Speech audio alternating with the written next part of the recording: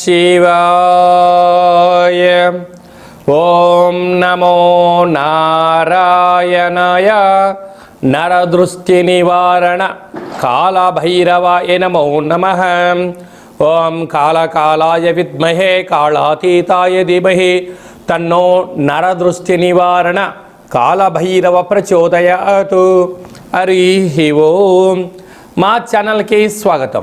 చూస్తున్న వీక్షకులకు, ప్రేక్షకులకు, ప్రియ కాళభైరవ భగవద్బంధులకి స్వాగతం పలుకుతూ, జ్యోతిష్య అభిమానులకు, సనాతన ధర్మ సంరక్షకులకు అందరికన్నా ముందుగా చైత్ర పూర్ణిమ శుభాకాంక్షలు. చైత్రమాసం అనగానే మనకు అందరికీ గుర్తొచ్చేది వేసవికాలం.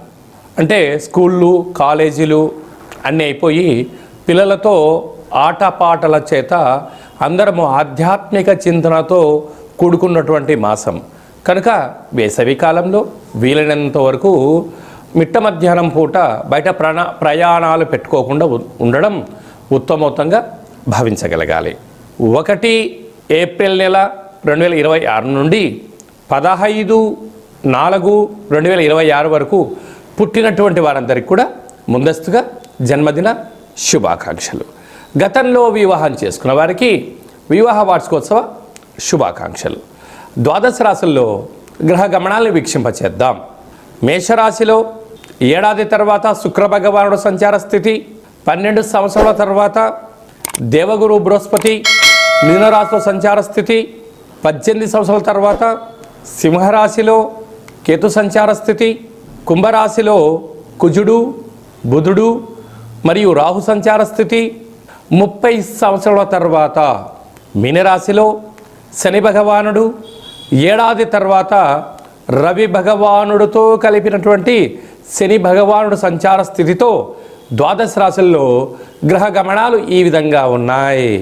తులారాశి వారికి ఎన్నడూ లేనటు విధంగా ఆదాయ వ్యయాలలో అద్భుతంగా ఉండినను 6వ స్థానంలో ఏడాది తర్వాత రవి భగవానుడు శని భగవానుడితో 6వ స్థానంలో ఉన్నప్పుడు అనేక రకాల ఇబ్బందులను ఎలా తొలగించుకోవాలో ఈ వీడియోలో సవివరంగా సంపూర్ణంగా తెలుసుకుందాం. తులారాశిలో ఏ నక్షత్రాలు వస్తాయనగా చిత్తా నక్షత్రంలోని 3వ పాదం, 4వ పాదం, స్వాతి నక్షత్రంలోని 4 పాదాలు, విశాఖ నక్షత్రంలోని 1, 2, 3 పాదములు కలిపితే తులారాశి. రాశాధిపతి శుక్ర భగవానుడు. వీరికి సంతాన స్థానంలో 5వ స్థానంలో త్రిగ్రహ సంచార స్థితి ఉన్నప్పుడు దయచేసి మీ పిల్లలను వేసవికాల సమయంలో చెరువుల దగ్గరికి, ఆటలాడుకునేటువంటి కార్యక్రమాల దగ్గరికి, గ్రౌండ్లలో పిల్లలు ఏం చేస్తున్నారో తప్పక మీరు గమనించి తీరాలి అని చెప్పి జ్యోతిర్విజ్ఞానం తెలియజేస్తుంది.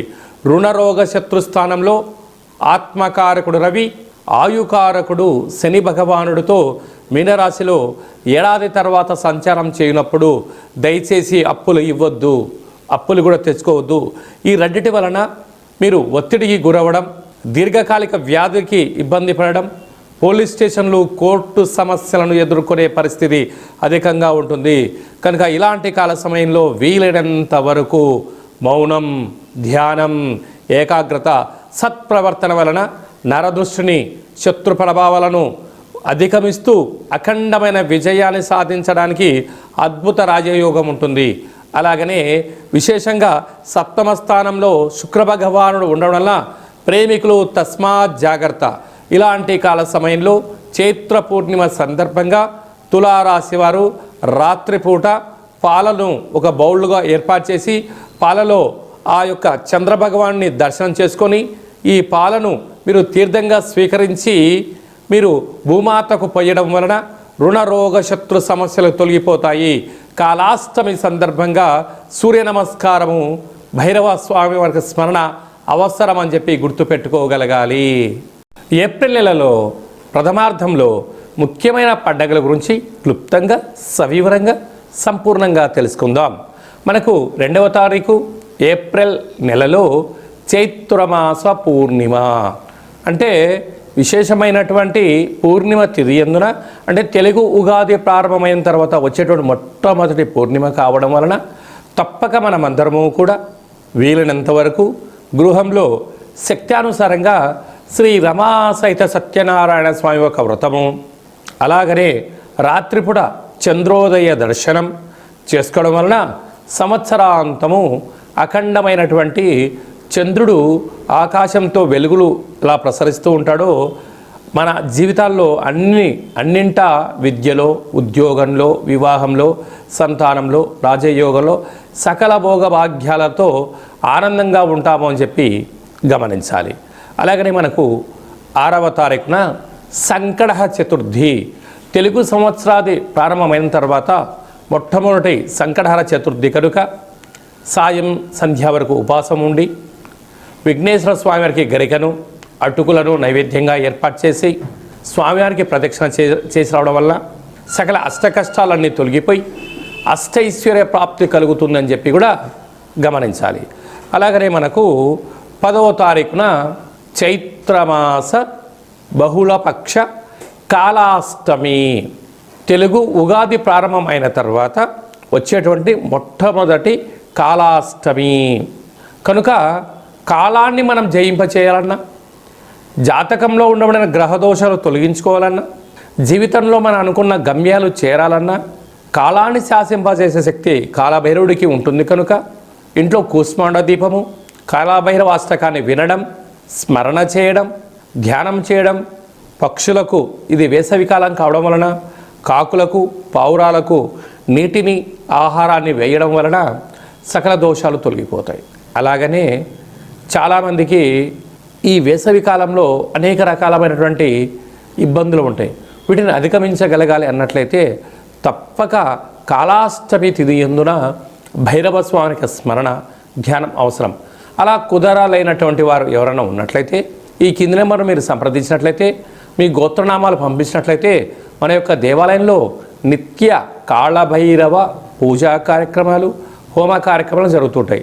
అలాగనే కాశీ క్షేత్రంలో కూడా మనము నిత్యము కాళభైరవ పూజా కార్యక్రమం నిర్వహించడం జరుగుతుంది. కనుక మీ గోత్రనామాలు పంపించగలిగినట్లయితే మీకు అక్కడ పూజ చేయించి వీడియో కాల్ ద్వారా ప్రత్యక్ష ప్రసారాన్ని చూపిస్తూ కాళభైరవుడి యొక్క ఆశీస్సులను మీకు అందజేయడం జరుగుతుందని చెప్పి గమనించాలి. కనుక మీ యొక్క వ్యక్తిగత జాతకం తెలుసుకోవాలనుకుంటున్నారా? మీ యొక్క పేరు, పుట్టినటువంటి తేదీ, నెల, సంవత్సరం, పుట్టిన సమయం వ్రాసి వాట్సాప్లో పంపించగలిగినట్లయితే 100 సంవత్సరాల జాతకాన్ని వ్రాసి పంపించి మీరు పుట్టినప్పుడు గ్రహ గమనాలు ఎలా ఉన్నాయి, ప్రస్తుతం ఎలా ఉంటున్నాయి, రాబోయే కాలంలో ఎలా ఉంటున్నాయి, ఈ తెలుగు ఉగాది పండుగ నుంచి ఆదాయ వ్యయాలు, పరిస్థితులు, ఎలాంటి కార్యక్రమాలు ఆచరింపచేయాలి, ఎలాంటి కార్యక్రమంలో మనం విజయం సాధించబోతున్నామో అన్ని విషయాలను మీకు సవివరంగా సంపూర్ణంగా తెలియజేయడం జరుగుతుంది. డేటా బర్త్లు లేనటువంటి వారికి పేరు యొక్క మొదటి అక్షరాన్ని అనుసరిస్తూ రాశి స్థితిగతులను తెలియచేస్తూ రమణ శాస్త్రం ద్వారా అనగా గవ్వల ద్వారా కాళభైరవ ఉపాసన చేత భూత భవిష్యత్ వర్తమానాన్ని గవ్వల జ్యోతిషం ద్వారా తెలియజేయడం జరుగుతుంది. అందరికీ శుభాన్ని, ఐశ్వర్యాన్ని, ఆనందాన్ని చైత్ర పూర్ణిమ నుండి ఈ తెలుగు ఉగాది సంవత్సరం అందరూ అద్భుతమైన విజయాలు సాధించాలని కోరుకుంటూ మనసారా ఆశీర్వచనం. ఓం శతమానం భవతి శతాయు పురుష సతేంద్రియ ఆయుష్యేవేంద్రియే ప్రతిష్టతి ధనం ధాన్యం బహుపుత్రలాభం శత సంవత్సరం దీర్ఘమాయు సర్వే జనా సుఖినో భవంతు లోకా సమస్తా సుఖినో భవంతు సర్వం కాళభైరవ దేవతార్పణమస్తు. హరి ఓం. ఈ వీడియో మీకు నచ్చినట్టయితే మా ఛానల్ని సబ్స్క్రైబ్ చేసుకోండి, గంట సింబల్ ప్రెస్ చేయండి, ఆల్ బటన్ కూడా తెలియచేయండి. ఈ భక్తి సమాచారాన్ని భగవద్బంధులకు, మిత్రులకు, స్నేహితులకు చేరవేయండి. హిందూ ధర్మాన్ని కాపాడండి.